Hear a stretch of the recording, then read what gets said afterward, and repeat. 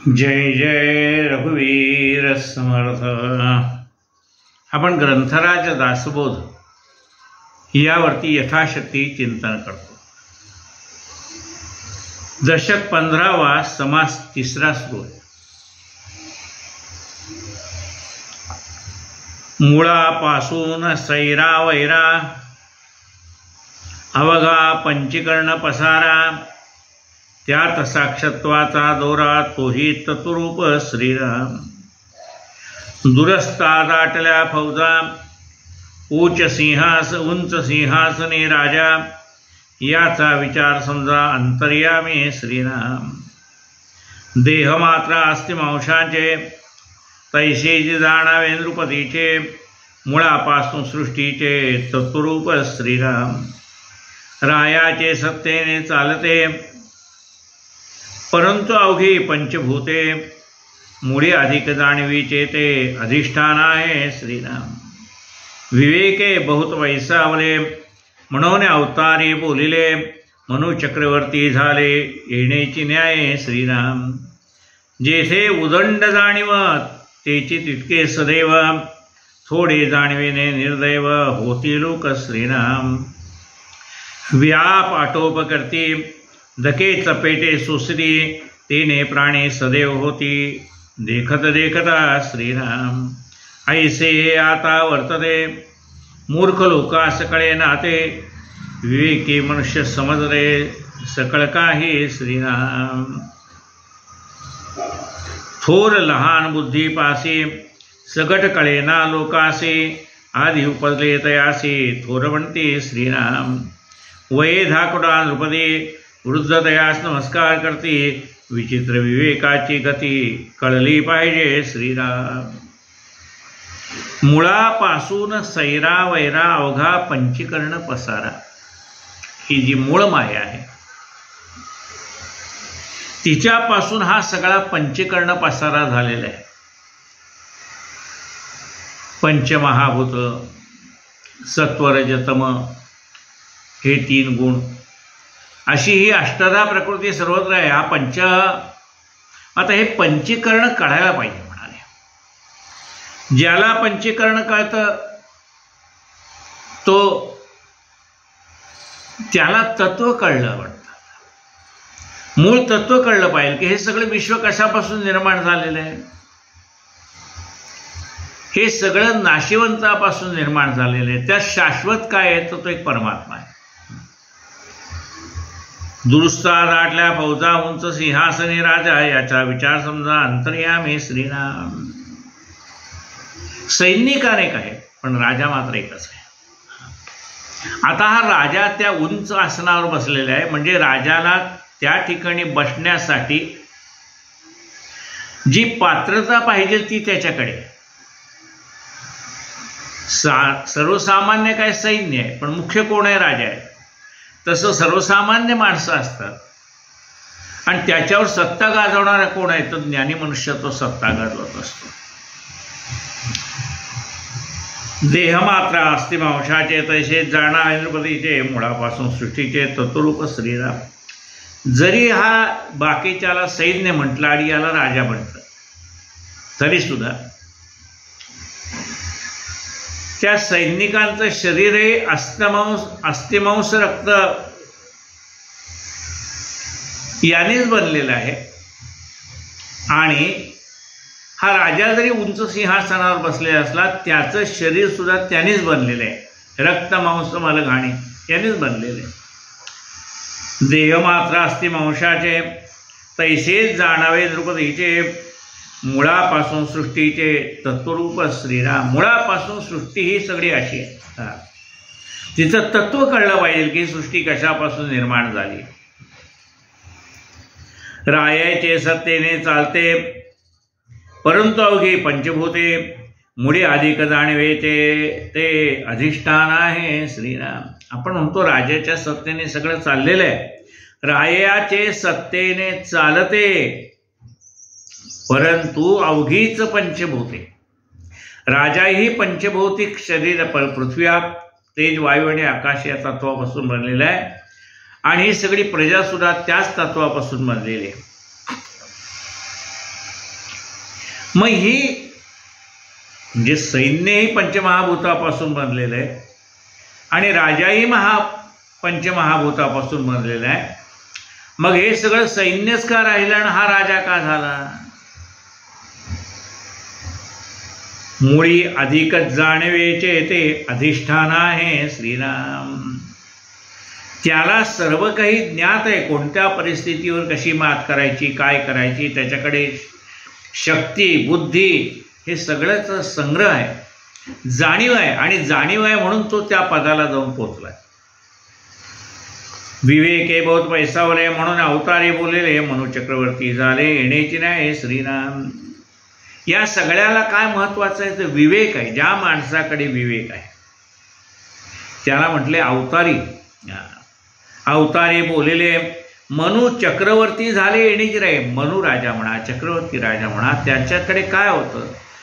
विवेक म्हणजे सारासार विवेक बुद्धी होती आणि म्हणून ते चक्रवर्ती राजे झाले. नाहीतर यांचाही देह पंचमहाभूताचा, त्यांचाही देह पंचमहाभूताचा.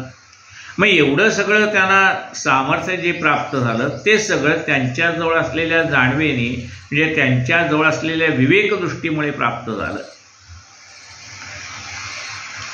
व्याप आटोप करती धके तपेटे सोसती जेथे उदंड जाणव तेथे तितके सदैव थोडे जाणवेने निर्दैव होते लोक श्रीराम.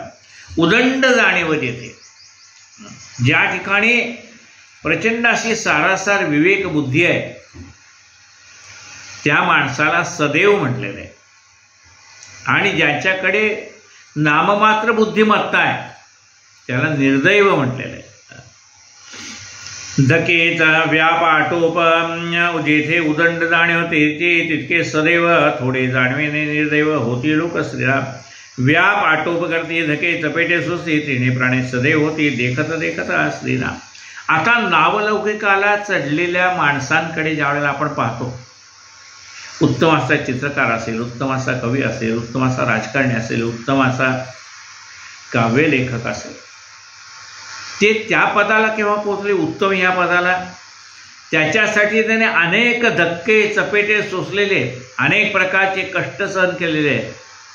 ते पद प्राप्त व्हावं म्हणजे सर्वात उत्तम चित्रकार, सर्वात उत्तम व्याख्याता, सर्वात उत्तम गायक हे काय लगेच्या लगे होत नाही.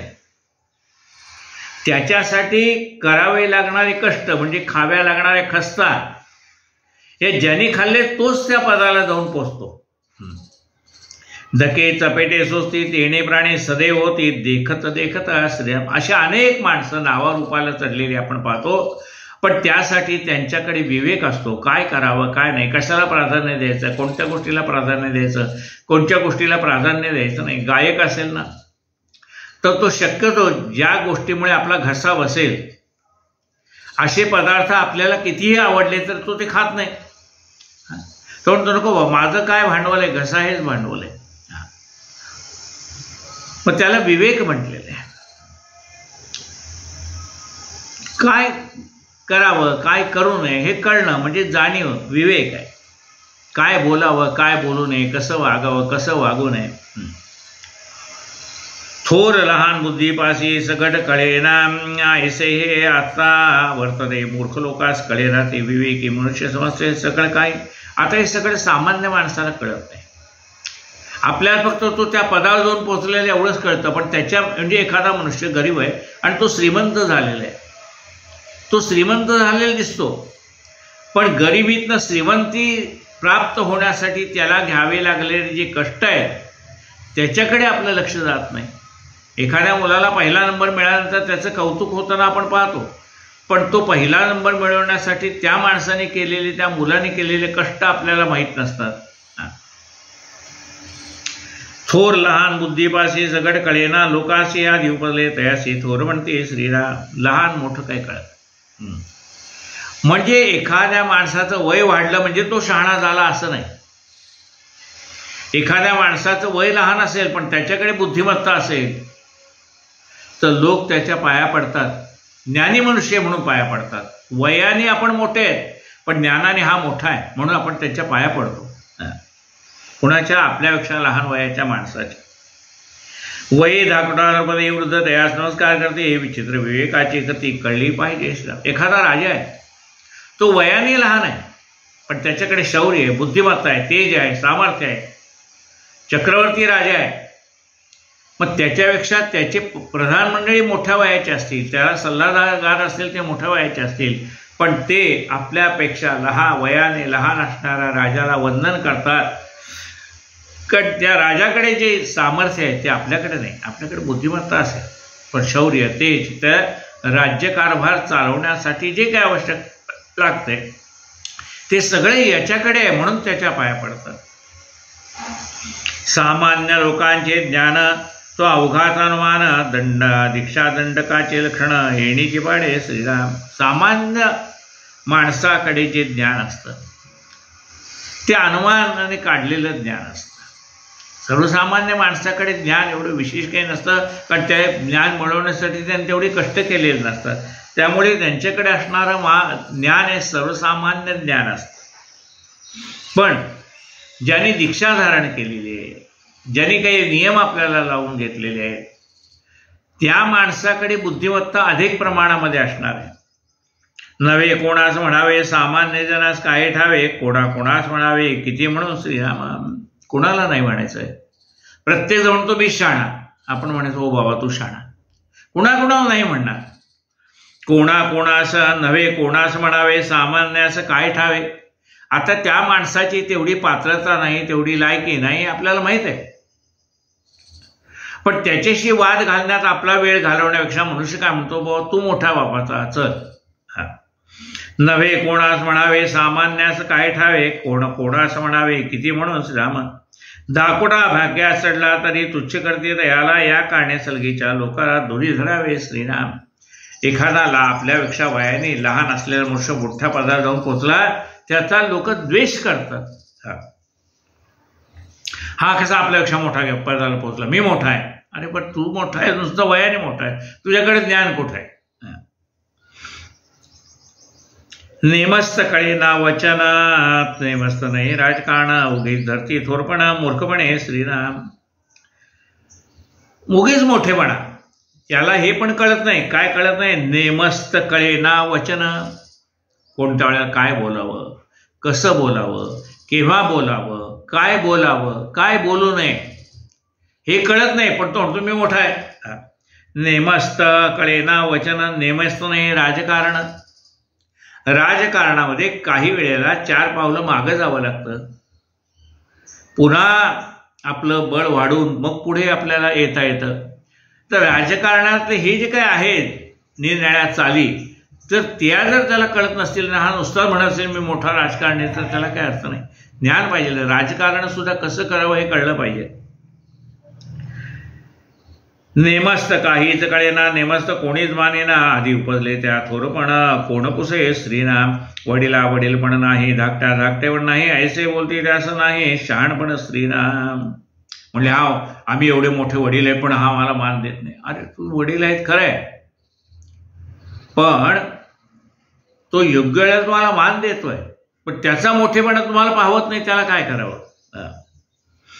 गुणे वीण वडीलपण येतो अवघे ते प्रमाण, त्याची प्रचित प्रमाण थोरपणे श्रीराम. नुसता मोठा झाला, उंच वाढाला एरंड, तरी म्हणावे का इक्षुदंड, असं म्हणलेलं आहे. तरी म्हणू नये इक्षुदंड. गुणेवीण वडीलपण, वडीलपण आहे पण त्याच्याकडे काही गुण नाहीत, मग काय उपयोग आहे. वडीला वडीलपण नाही, धाकटा गुणेवीण वडीलपण हेतो अवघेचे अप्रमाण, त्याची प्रचित प्रमाण थोरपणे श्रीराम. मोठं झालं की कळतं की नुसत्या मोठेपणाला काही किंमत नाही. तथापि वडिलास मानावे, वडले वडीलपण जाणावे, नेणता पुढे कष्टावे थोरपणे श्रीराम. तरी सुद्धा आपल्यापेक्षा वडील माणसाकडे काही गुण असो नसो, आपण त्यांना मान द्यावा. पण ह्या ज्ञानी माणसाने आपल्याला जरी मान दिला तरी आपण त्या ज्ञानी माणसापेक्षा मोठे नाही, एवढं त्या वडील माणसाला कळलं पाहिजे. तथापि वडिलास मानावे, वडले वडीलपण जाणावे, नेणता पुढे कष्टावे लागेल थोरपणे श्रीराम. तस्मात वडिलांतरात्मा तेथे जेथे चेतला तेथे महिमा, हे तो प्रगतीचे आहे आम्हा शब्द नाही श्रीराम. वडील कोणाला म्हटलंय, जरी वय लहान असेल तर त्याला मोठेपणा देतात का, तर ज्याकडे अंतरात्म्याची जाणीव आहे. या कारणे कोणी एके शहाणपण शिकावे विवेके, विवेक न करता विवेक न शिकता तुझे तुटो न शब्द नाही, तुटो न जाते श्रीराम. या कारणे कोणी एके शहाणपण शिकावे विवेके, म्हणजे ज्याला मोठं व्हायचंय अशा माणसाने शहाणपणा शिकून घ्यावा लागतो. बघा, जगामध्ये प्रत्येकजण शहाणपणा विकत असतो. काही लोक शहाणपणा विकत घेतात, काही लोक शहाणपणा विकतात. प्रत्येकजण शहाणपणा विकतो म्हणजे काय हो. एके ठिकाणी मध्यंतरी कोथिंबिरीचे भाव वाढले होते, 80 रुपये जुडी झाली होती. मग एके ठिकाणी 20 रुपये जुडी मिळाली म्हणून मी 2 जुड्या आणल्या, 20-20 रुपयाच्या 2 जुड्या आणल्या घरी. आणि घरी आणल्यानंतर बघतो तर आमच्या बायकोने 4 जोड्या आणल्या होत्या. म्हणलं अगं मला बघ 20-20 रुपयात 2 जोड्या मिळाल्या कोथिंबिरीच्या. ती म्हणाली मी 20 रुपयात 4 जोड्या आणल्या. याचा अर्थ काय झाला, 10 रुपयाला एक जोडी होती, पण ती मी आणली किती, 20 रुपयाला एक जोडी आणली. आणि 20 रुपये आणून मला वाटलं मी खूप मोठा शहाणपणा केला, 80 रुपये जोडी आपल्याला 20 रुपयात मिळाली. त्या वेळेला कोथिंबिरीचे भाव पडलेले होते, पण मला असं वाटलं की खूप स्वस्त मिळाले म्हणून मी घेतलं. म्हणजे त्या कोथिंबीर विकणाऱ्या बाईने 10 रुपयाची जोडी मला 20 रुपयाला पदरात घातली. म्हणजे मला तिने 10 रुपयाची अक्कल शिकवली. याचा अर्थ काय आहे, आपल्याला लोकांकडून शिकता आलं पाहिजे, शिकून घेता आलं पाहिजे. आणि नाहीत मग माझ्यासारखी फजिती होऊन जाते.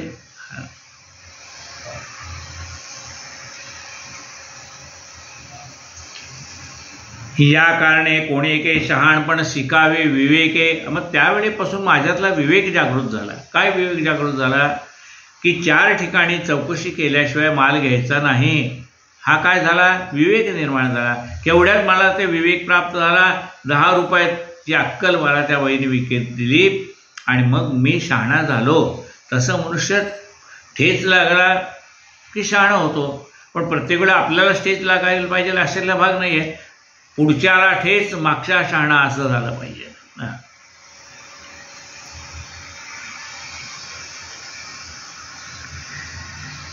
तुक तुटले म्हणजे गेले जन्मा येऊन काय केले, बळीचे सांधीस घातले आपणासे श्रीराम. जर हे शहाणपण आपल्याला आलं नाही, म्हणजे विवेक जर आपल्यामध्ये जागृत झाला नाही, तर मग सर्वसामान्य माणसाचं जीवन जगता जगताच आपण मरून जाणार. सगड वा एका शिव्या देते सांधीस पडला असे म्हणते, मूर्खपणाची प्राप्ती ठाकून आले श्रीराम. काही शिकलेलाच नाही, त्यामुळे त्याची बायको त्याला नावं ठेवते. सगट बायका शिव्या देते, काय म्हणतात त्याच्यात, म्हणजे बायकोही नावं ठेवते, आई नावं ठेवते, बहिणी नावं ठेवतात. काय म्हणतात, सगट बायका शिव्या देते सांधीस पडला असे म्हणते. म्हणले याला काहीच कळत नाही, कसं नोकरी नाही, धंदा नाही, काय करणार. दिले लग्न करून आज नाही उद्या सुधारेल म्हणून, पण काही सुधारत नाही. सगळ बायका शिव्या देते सांधीस पडला असे म्हणते, मूर्खपणाची प्राप्ती ठाकून आले श्रीराम. म्हणून थोडं कुणाकडे आणि शिकावं, कोणाकडे, ज्ञानी माणसाकडे शिकायला पाहिजे. ऐसे कोणी एकेनं करावे, सर्व सार्थकची करावे, कडे नात्री विवरावे ग्रंथांतरी श्रीराम. बरं समजा आपल्याला कळलं नाही, आपल्या गावात कोणी ज्ञानी मनुष्य नाही, मग साधू संतांचे ग्रंथ वाचावे.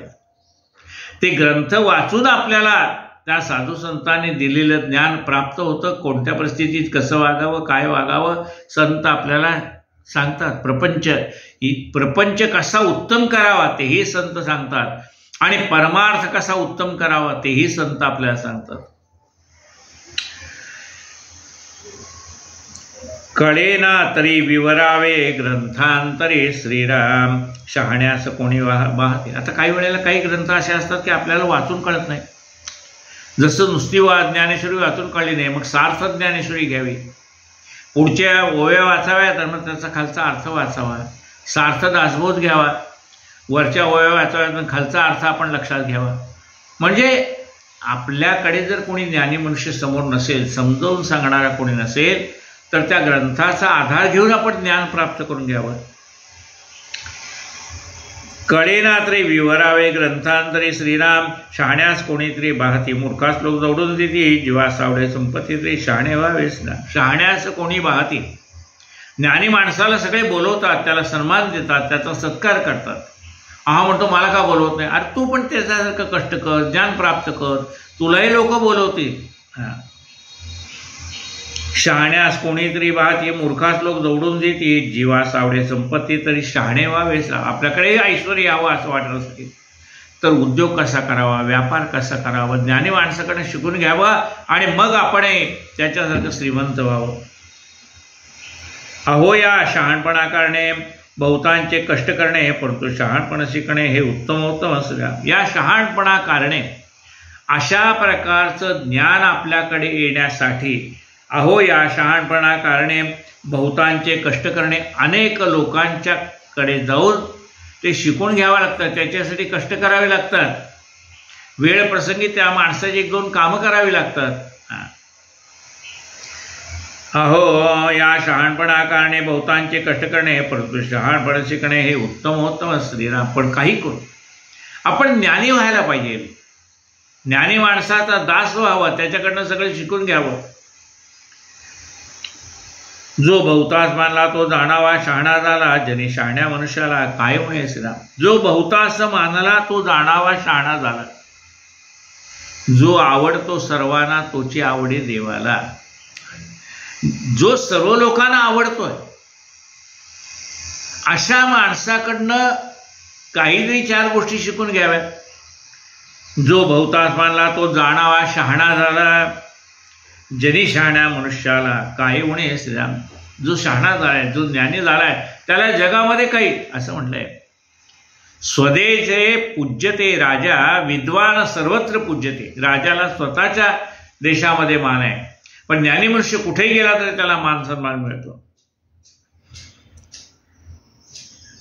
जो बहुतास मानला तो जाणावा शहाणा झाला, जनी शहाण्या मनुष्याला काय उणे श्रीराम. आपले हित न करी लौकिकी, तो जाणावा आत्मघातके, या मूर्खा एवढा पातकी आणिक नाही श्रीराम. आता इतकं सगळं जगामध्ये चाललेलं असताना काही ज्ञानी माणसं श्रीमंत होतात, काही ज्ञानी माणसं स्वतःच्या कर्तृत्वाने मोठमोठ्या पदाला चढतात. हे पाहिल्यानंतर का होईना आपण तसे प्रयत्न करून मोठं होण्याचा प्रयत्न करावा. नाही केला तर त्याला मूर्ख म्हणावं लागतं. या मूर्खा एवढा पातकी आणिक नाही. त्याला मूर्ख म्हणतात, त्याला पातकी म्हणतात. आपण संसारी कष्ट जो लोकाकरवी रागे जोडून घेतो, जनामध्ये शहाणा तो ऐसे कधीच ना. संसारी कष्ट करतो कोण? अज्ञानी मनुष्य संसारी कष्ट करतो. आपण संसारी कष्ट तो लोकाकरवी राग. आपण संसारी कष्ट तो संसारामध्ये कष्ट देतोय, कारण ज्ञान नाही जास्ती. आपण संसारी कष्ट तो लोकाकरवी रागे जाऊन घेतो. लोक त्याला अरे तुला काही कळत नाही, काय कसं बोलावं कळत नाही, कसं चालावं कळत नाही, कसं वागावं कळत नाही. लोक नावं ठेवतात. लोकाकरवी रागे जोन घेतो, जनामध्ये शहाणा तो ऐसे न करीस. जगामध्ये शहाणी माणसं असं करत नाही. कुणी आपल्याला बोलू नये असं वाटत असेल ना, तर लोकांनी आपल्याला बोलू नये असं वाटत असेल तर लोकांनी बोलावं असं आपण वागू नये. साधका शिकवले स्वभावे, मानेल तरी सुखे घ्यावे, मानेना तरी सांडावे एकीकडे. साधक माणसाला शिकवले की बाबा साधक माणसाने कष्ट करायला कंटाळू नये. कष्ट केल्याशिवाय काही प्राप्त होत नाही. ना पैसे प्राप्त होत, ना धन प्राप्त होत, ना ज्ञान प्राप्त होत, ना मोठेपणा प्राप्त होत. म्हणून साधकाने कष्ट करण्यासाठी कंटाळा करू नये. आता हे सांगितलंय. पाहिजे तर कष्ट करून ज्ञान संपादन करावं, नाही तर मग काय मानेना तरी सांडावे एकीकडे. नाही तुम्हाला पटलं तर सोडून द्या.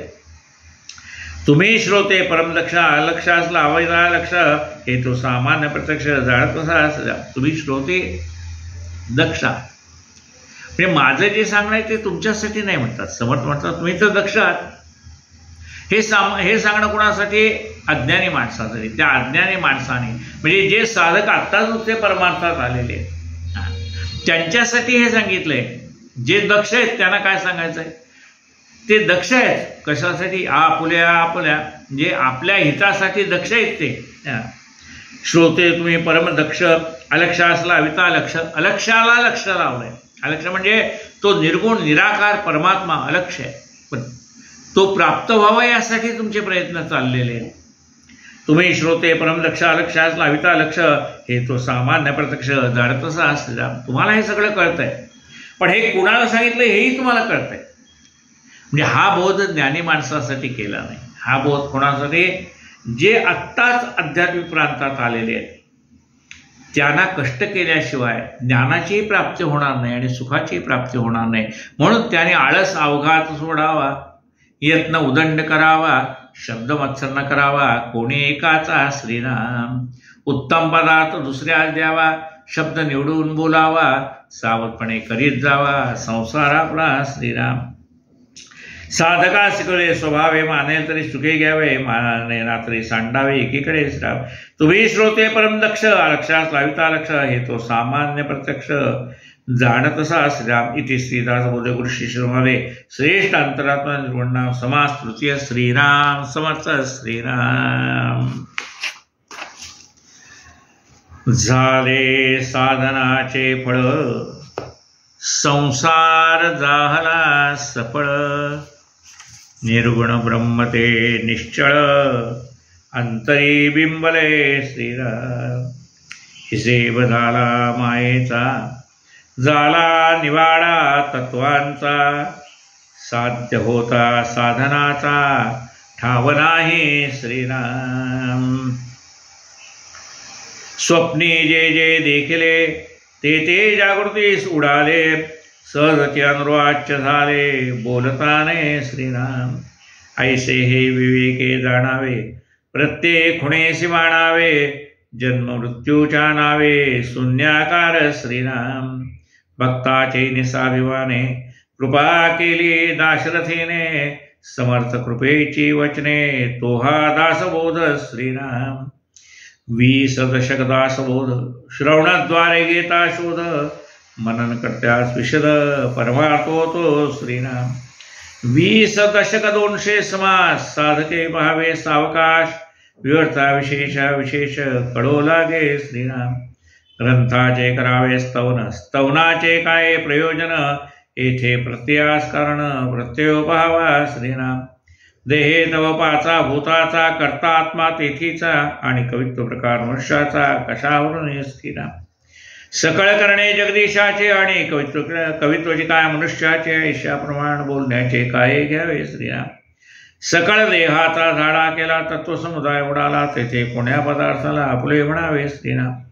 ऐसी ही विचाराची कामे, उगेच भ्रमू नये भ्रमे. जगदीश्वरे अनुक्रमे सकळ केले श्रीराम. इति श्री दासबोधे गुरु शिष्य संवादे विमळ ब्रह्म निर्गुण नाम समाज दशम. श्रीराम समर्थ. श्रीराम.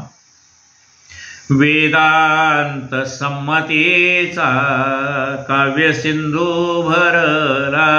श्रुतिशास्त्र ग्रंथ गीता, साक्ष संगम केला. महानुभाव संत जनी अनुभवचा केला. अज्ञान जड जीवा मार्ग सुगम झाला. जय जय दासबोधा.